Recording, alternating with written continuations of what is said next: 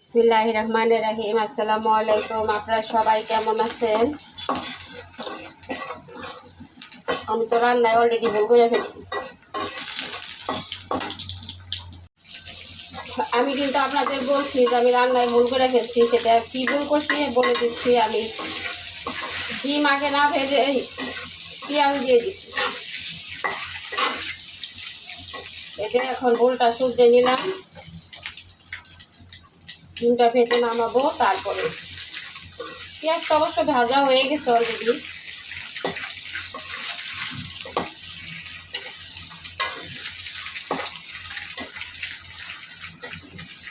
এই ডিমটা না ভেঙে গেল, কুসুম ভেঙে গেছে। এটা উঠাই ফেলি।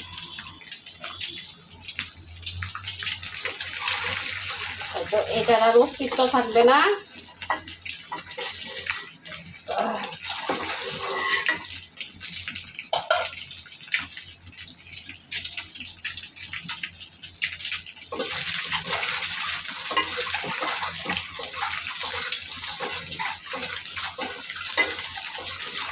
এই তো ডিমটা ভাত আমার অলমোস্ট হয়ে গেছে। এখন ডিমটা আমি নামিয়ে নিব।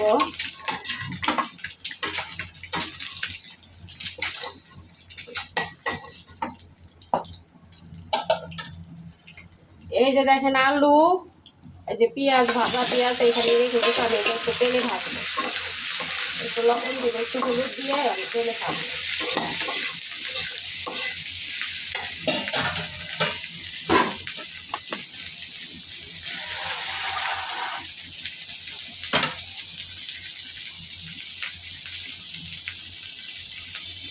এখন আমি একে একে সব মশলা দিয়ে দিব। এখানে যে পেঁয়াজ বাটা দিলাম, আদা বাটা দিলাম, একটু রসুন বাটা দিলাম,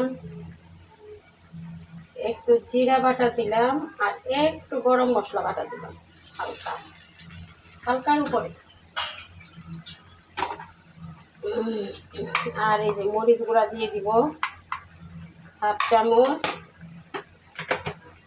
হলুদের গুঁড়া আমি আগেই দিয়ে নিছি, আর সজের গুঁড়া দিয়ে দেবো হাফ চামচ।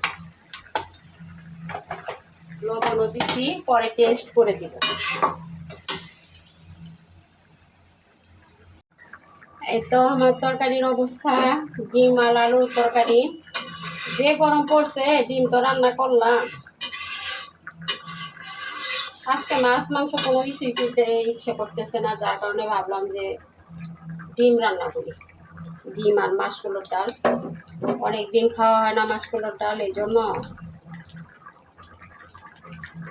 রান্না করলাম।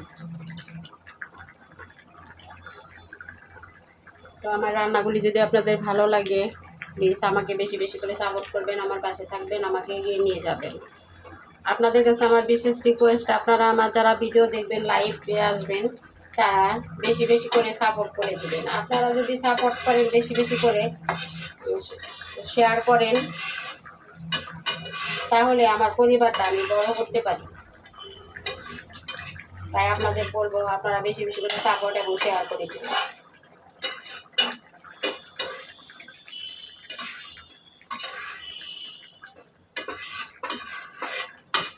হয়ে গেছে আলুর তরকারি, তো ঝোলটা আবার টেনে নিবে। সবাই ভালো থাকবেন, সুস্থ থাকবেন, নিরাপদে থাকবেন। অন্য কোনো ভিডিওতে আবার দেখা হবে, কথা হবে। আল্লাহ হাফেজ।